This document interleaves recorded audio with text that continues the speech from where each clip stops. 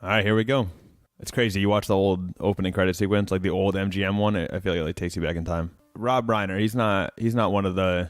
No, I'm thinking Harvey Weinstein. It's a bad person to get confused with. Not good. Billy Crystal, who I know from City Slickers. Meg Ryan, who I know from movies that my mom likes. Ooh, Carrie Fisher. Shout out Princess Leia.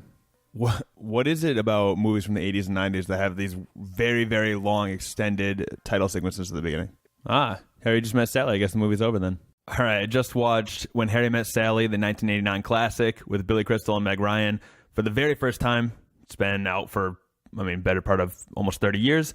I loved it. I thought it was great. I tried to pick a movie outside of my wheelhouse, but it turns out that I'm a sucker for the romantic stuff, so I might have to tap into a new genre moving forward. Starting with the chemistry, Billy Crystal, Meg Ryan, fantastic. I don't really know much about Meg Ryan. I'm definitely a Billy Crystal fan from just random other like City Slickers and things like that. But yeah, it was great. I mean, that kind of carried the whole movie. The whole movie's about them, so if the chemistry was bad, it would be pretty terrible. But it was good. So The Friends, I'm very disappointed about Carrie Fisher, aka Princess Leia, aka Maria. I don't remember.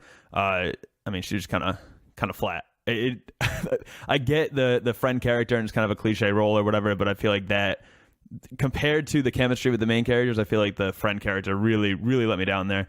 I did like Bruno Kirby, who's from The Godfather, also City Slicker, stuff like that. The guy friend, Billy Crystal's main friend, he was funny. Carrie Fisher kind of let me down, but it's all right. Compared to Billy Crystal and Meg Ryan, it was going to fall short no matter what. And she plays her role. It's serviceable. It's just not great. The writing was the true star of this movie. Hilarious. I thought the dialogue was really witty. I actually laughed out loud multiple times, which is pretty rare for me during a movie. The drama too, like, all right, it's a little corny, and it's kind of supposed to be. It's like a 1980s romantic movie or whatever, but it did hit. Once you got sort of attached to the characters, the corny elements, they hit. So I like that part too, and it kind of kept it light the entire time. Even the dramatic parts were light. Really good writing. Thought that was great.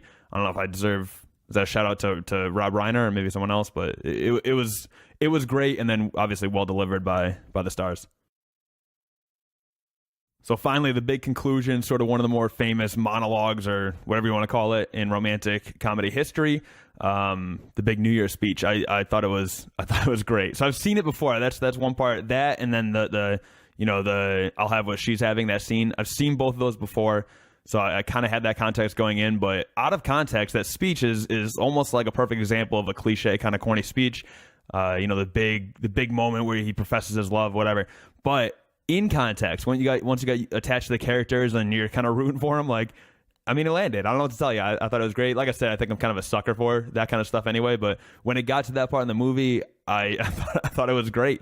I felt it hit me. So yeah. So I thought the big speech, I would say watch it in context, right? I know it's an investment. You got to watch the whole movie, but I thought it was a hell of a way to end the film.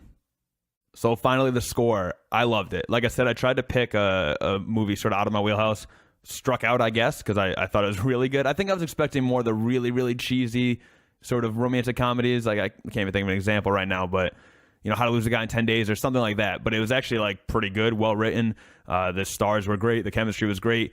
Knock it down a little peg just for the sort of cliche best friend character. Then again, it might not have been as cliche back in 1989, but I didn't love that, so I'll sort of level it. Plus, this is my first time doing one of these. I don't want to set the bar too high off the first film, but I thought it was really good. I'm going to give it an 8.7 out of 10. I would definitely recommend this movie. I don't think it's just a chick flick. I think it's actually a really solid movie, to be honest. If you haven't seen it, especially if you have a sort of romantic bone in your body. Who's not going to get choked up at that speech with all anxiety? I don't know how to say that. Whatever, the New Year's song.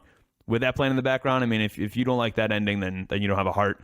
It was great, man. When Harry Met Sally, 8.7.